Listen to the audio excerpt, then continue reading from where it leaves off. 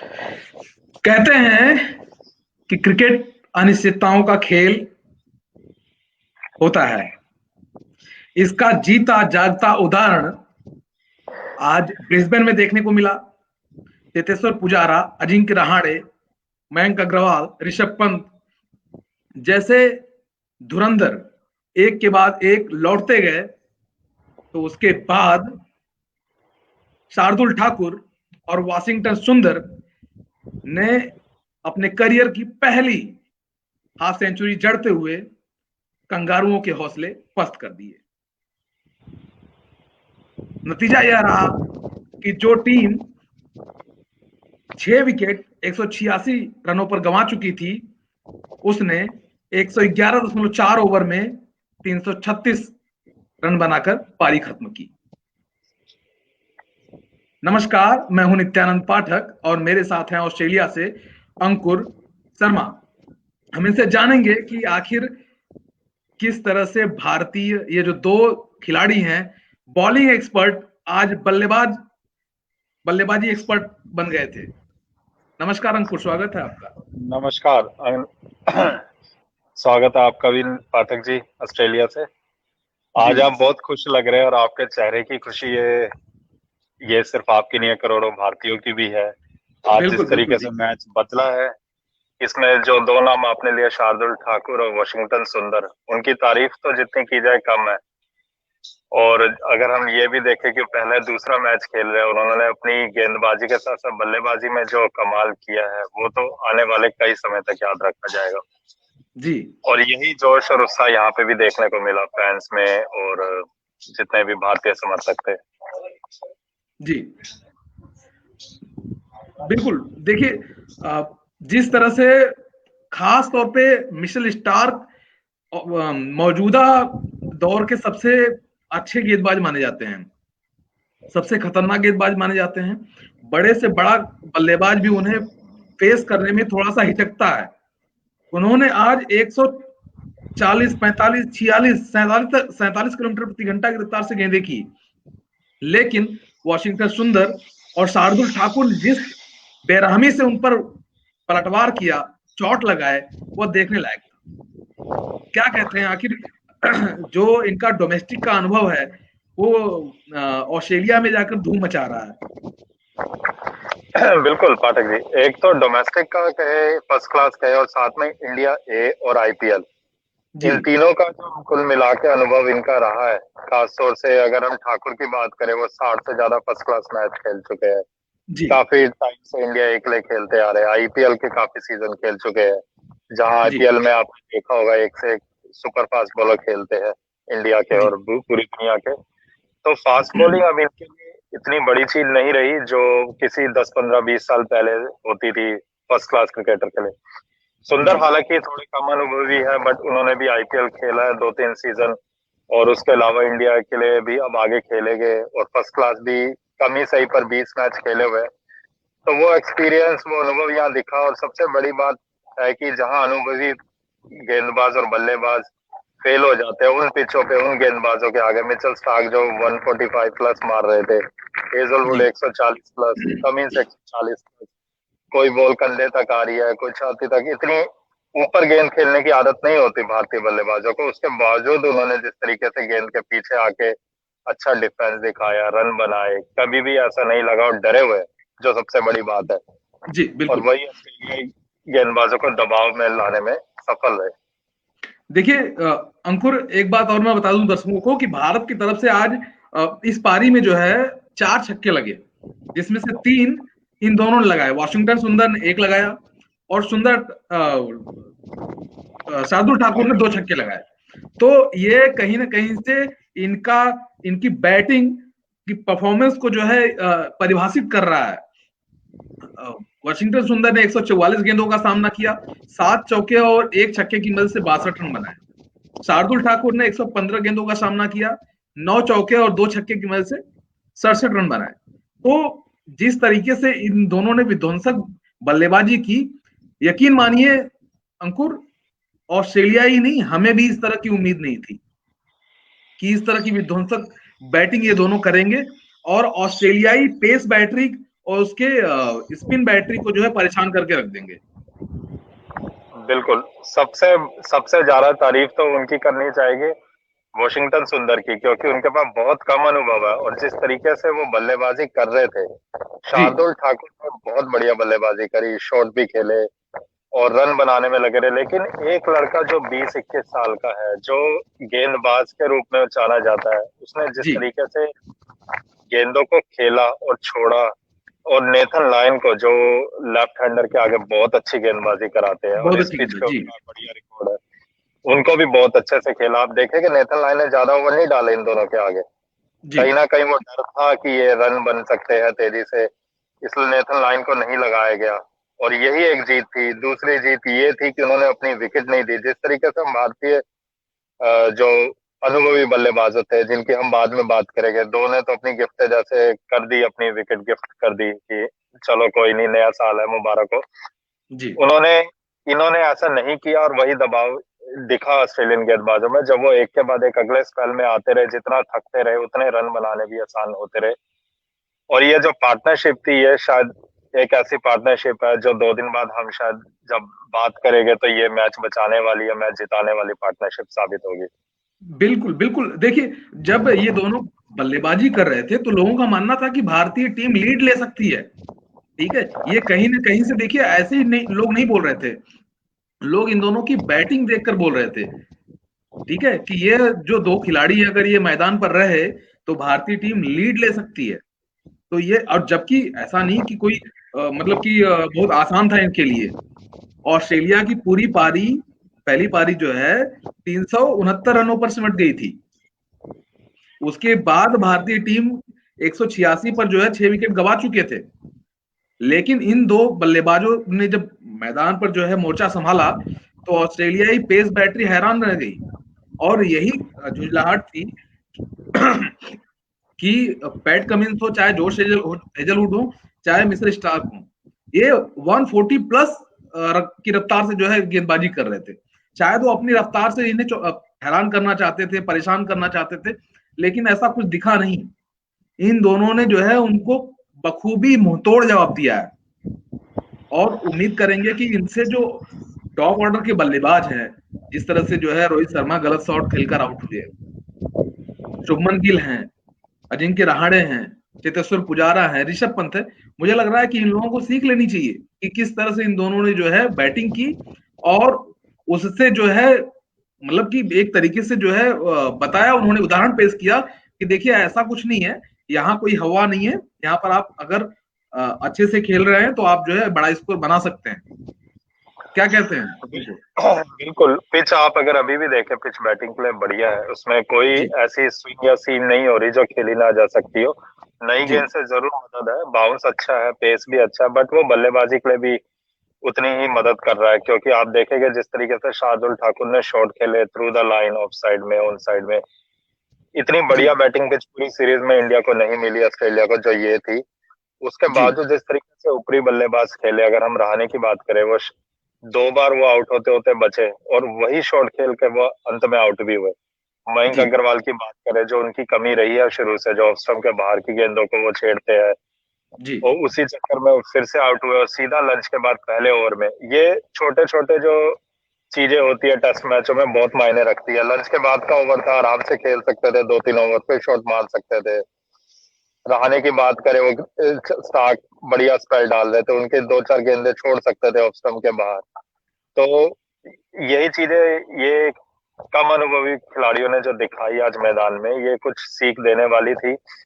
और सबसे बड़ी बात जो मैंने देखी कि वो बिल्कुल भी दबाव में नहीं खेल रहे थे, बिल्कुल भी ऐसा नहीं लग रहा था कोई देखिए, दबाव। एक चीज और सीखने को मिली है कि आप पेस से हैरान मत होइए, परेशान मत होइए। जिस तेजी से जो है मिचेल स्टार्क ने यहाँ पर गेंदें डाली, 147 प्लस गए थे वो, 146 प्लस जोश हेजलवुड थे, पैट कमिंस थे। तो देखिए, इन दोनों ने बताया कि जो है पेस कितना भी हो उसको आप झेल सकते हैं, उस पर शॉट लगा सकते हैं। और सिर्फ बाउंड्री ऐसा नहीं कि जो है चौके लगाना है, आप छक्के भी लगा सकते हैं। ठीक है, ये अलग बात है कि टेस्ट क्रिकेट है और यहाँ पर आपको जो है समय आपके पास काफी रहता है, तो सिक्स लगाने की रिस्क लेने की जरूरत नहीं है। लेकिन हवाई शॉट भी खेला जा सकता है, वो भी बड़ा मैदान है, ये जो है छोटा मैदान नहीं है। यहाँ पर सिक्स बिल्कुल सिक्स लगाना किसी बल्लेबाज के लिए आसान नहीं होता। बिल्कुल। और अगर आप देखें, आप शॉट मार सकते थे इस मैदान में, इस पिच पे, लेकिन जी आपको गेंदें पिक करनी है, आपको स्पेल पिक करना है। कोई गेंदबाज अच्छी गेंद कर रहा है तो उसके एक दो ओवर अगर आप रुक जाए तो उसमें कोई बुराई नहीं है, क्योंकि पूरा दिन पड़ा है। ये जी चीजें जो ऊपरी बल्लेबाजों ने गलती करी, अगर आप देखें तो ये गलती ना ठाकुर ने करी ना सुंदर ने। उन्होंने कुछ जी गेंदों को आराम से खेला, अपनी जो उनके जोन में आए उनको मारा। ठाकुर की अगर बात करें, अच्छे पुल खेलते हैं, उन्होंने जी अच्छे पुल शॉट मारे। उन्होंने कोई भी ऐसी बॉल नहीं मारी जो सिर के ऊपर हो, कि उन्होंने कोशिश करी हो। ड्राइव अच्छा खेलते हैं, उन्होंने ड्राइव एक ही गलत ड्राइव मारा, उसी पे वो आउट हुए, बट उसके अलावा उन्होंने हर ड्राइव अगर आप देखें पूरा बॉल की तरफ पहुंच के और कॉन्फिडेंस से मारा जहां उन्हें लगा। तो कोई भी ऐसा नहीं था कि ऐसा लग रहा था प्रॉपर दो बल्लेबाज खेल रहे हैं जिनके पास जी काफी अनुभव है टेस्ट मैचों का। जी और ये सिर्फ कॉन्फिडेंस की बात है। पाठक जी, आप भी काफी सालों से खेल देख रहे हैं, कॉन्फिडेंस की बात है अपने ऊपर, अपनी गेम की, जिन्हें समझ हो और उन्हें पता हो कि पेस बॉलिंग से कोई फर्क नहीं पड़ता अगर आपका बेसिक ठीक हो गेम में। देखिए, रोचक बात यह है कि मिशेल स्टार्क को दुनिया का सबसे खतरनाक गेंदबाज माना जाता है, और पैट कमिंस दुनिया के नंबर 1 टेस्ट गेंदबाज हैं मौजूदा रैंकिंग में। तो देखिए, ये दोनों ही गेंदबाज ऑस्ट्रेलिया के पास थे, दोनों ने ही गेंदबाजी की।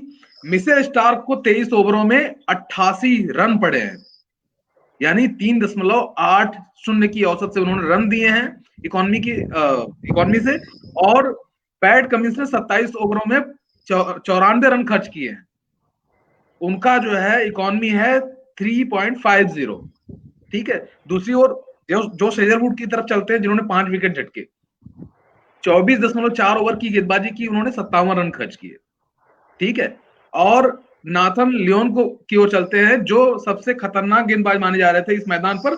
चूंकि सेनवान सबसे ज्यादा विकेट लेने वाले गेंदबाज है यहाँ पर, तो माना जा रहा था कि ये काफी ज्यादा प्रभावी होंगे। उन्होंने 28 ओवरों में 65 रन खर्च किए हैं। तो देखिए, बिल्कुल किसी का भी इकोनॉमी जो है 2 से नीचे नहीं है। जो माना जाता है कि 2 से नीचे हो तो काफी किफायती गेंदबाजी होती है टेस्ट में, लेकिन ऐसा कुछ देखने को नहीं मिला है।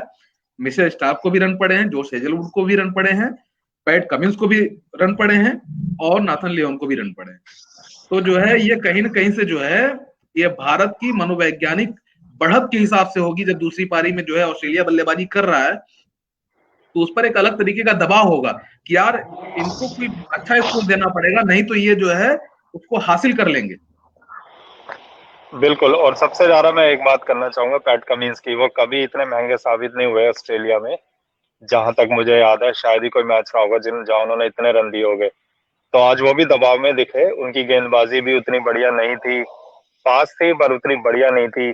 और रन उन्होंने काफी दिए, 3.5 रन पर ओवर जैसे आपने बताया। जी नेथन लायन ने ठीक गेंदबाजी करी पर विकेटें कोई नहीं मिली, कोई ऐसे चांसेस नहीं हुए हम जी कहे कि कैचे छुट्टी हो।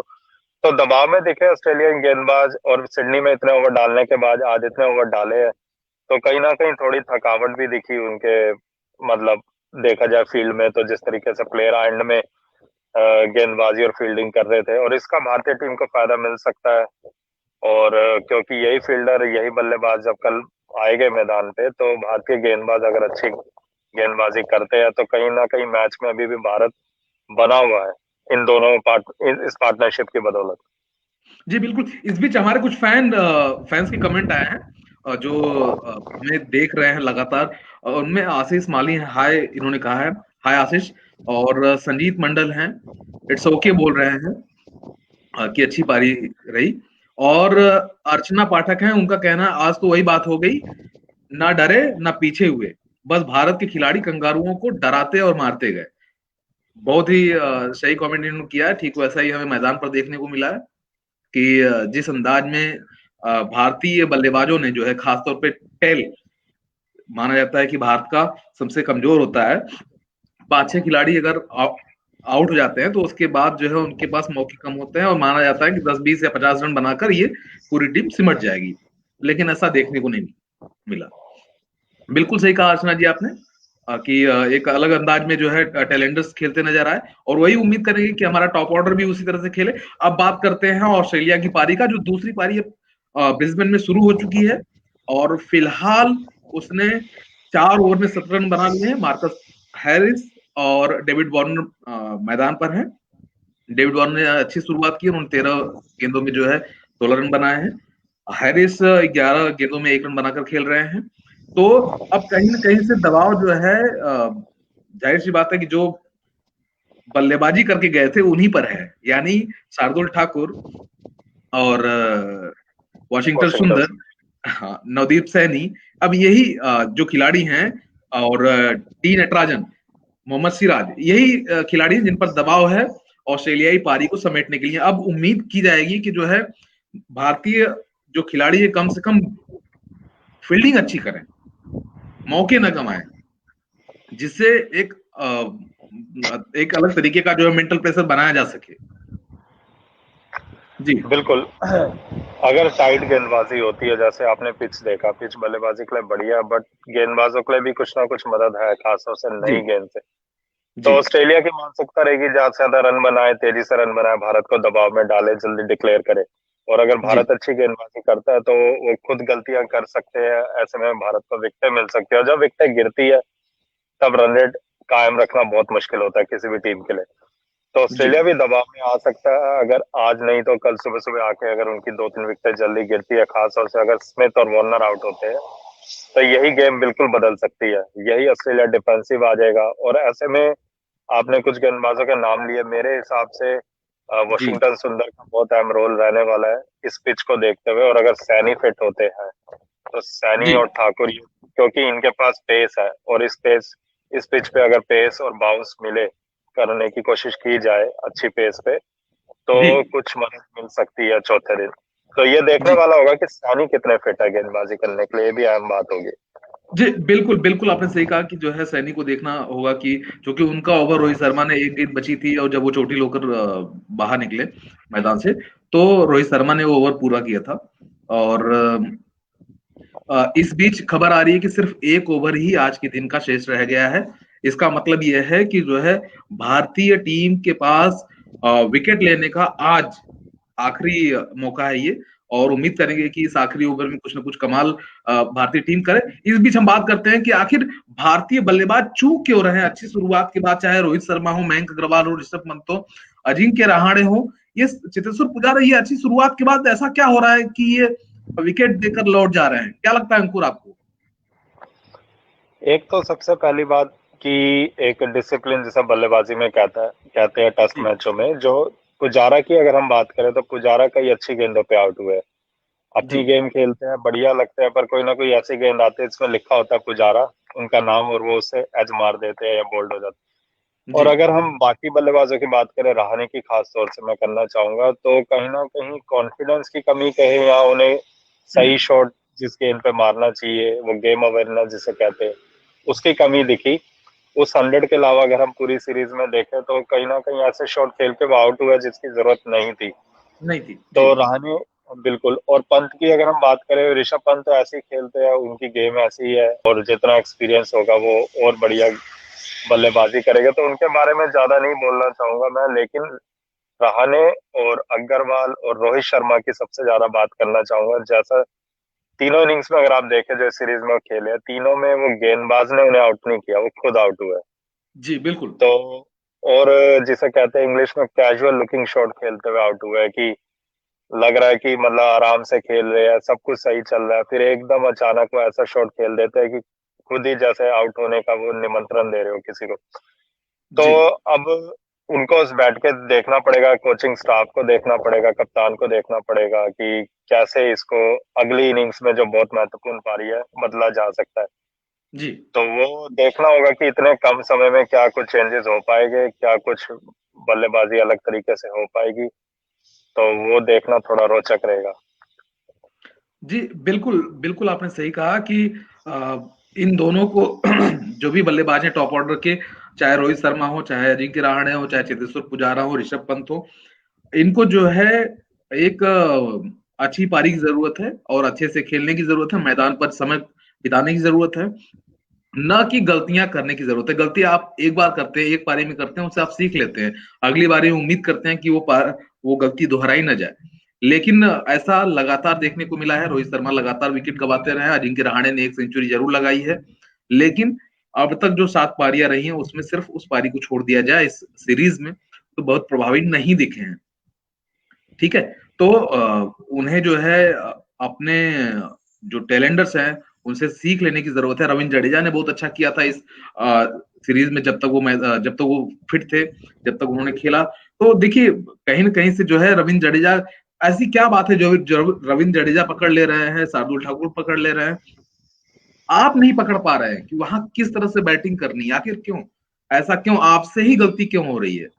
इसमें कोई संदेह नहीं है कि जो है आप बल्लेबाजी स्पेशलिस्ट हैं और आपको ही टारगेट किया जाएगा, चाहे मिचेल स्टार्क हो, चाहे पैट कमिंस हो, चाहे कोई भी गेंदबाज हो, आपको ही टारगेट करेगा। लेकिन इसका मतलब ये नहीं है कि आप जिस अंदाज में विकेट खो रहे हैं, एज लगकर कैच लगना, कैच जाना, ये बहुत ही मतलब दुखद होता है। एक खिलाड़ी मानता है कि वो अगर सीमा रेखा पर कैच लपका जाता है तो माना जाता है कि उसने अच्छे शॉट की कोशिश की थी, ठीक है, लेकिन एज लगना ये थोड़ा सा हास्यास्पद लगता है। इस बीच हम दर्शकों को बता दें कि जो शार्दुल ठाकुर और सुंदर ने साझेदारी की है 123 रनों की, उस साझेदारी के बदौलत उन दोनों ने जो है कपिल देव और मनोज प्रभाकर के 29 साल पुराने एक रिकॉर्ड को तोड़ दिया है। दरअसल 6 विकेट पर जो है चाय काल तक 223 रन थे, 53 रन थे। उसके बाद जो है इन्होंने 7वें विकेट के लिए 67 रन की साझेदारी की थी। और ये देखा जाए तो जो है उससे पहले 1991 में कपिल देव और प्रभाकर ने 58 रन की साझेदारी की थी, और उसके बाद जो है ये साझेदारी टूटी थी 141 रन बोर्ड पर थे। तो उस वक्त जो है तीसरे नंबर पर जो है महेंद्र सिंह धोनी और आर अश्विन के नाम आता है। इन दोनों ने 2014 में 57 रन जोड़े थे। तो देखा जाए इन्होंने 123 रन की साझेदारी की है, न केवल भारतीय टीम को इसने मदद की है, बल्कि अब उम्मीद करेंगे कि जो है दूसरी पारी में जब बल्लेबाज उतरेंगे तो उससे सीख लेकर उतरेंगे और उम्मीद करेंगे कि जो है वो बेहतर करें। इस बीच ऑस्ट्रेलिया ने 6 ओवरों में 21 रन बना दिए हैं और उसकी लीड हो गई है 54 रन। तो अब जब चौथे दिन का खेल शुरू होगा, अंकुर, तो क्या प्लान होगा भारतीय टीम का, बताइए जरा सा इस बारे में।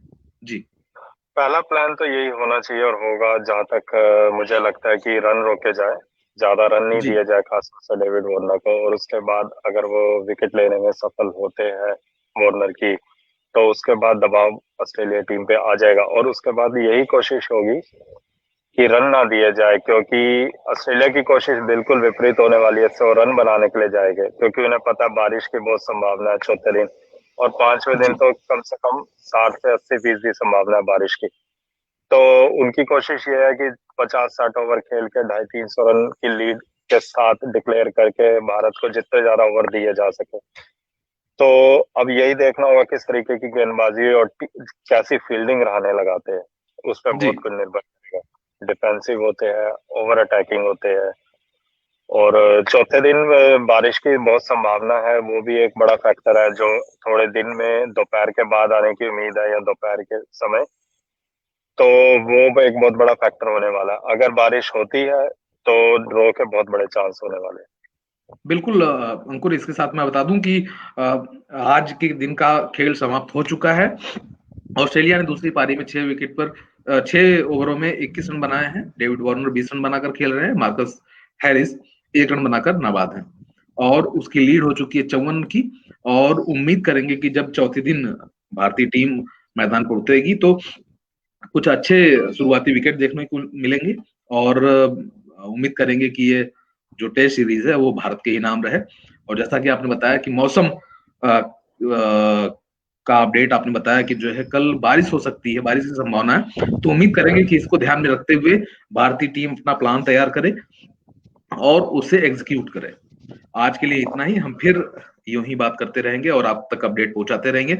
आप देखते रहिए नवभारत टाइम्स ऑनलाइन, और वेबसाइट पर भी जो है विजिट करिए, वहां पर खबरें पढ़िए और कमेंट बॉक्स में आप अपने सुझाव दे सकते हैं। हम उसे उम्मीद करेंगे कि जो है पूरी तरीके से आपको संतुष्ट किया जाए।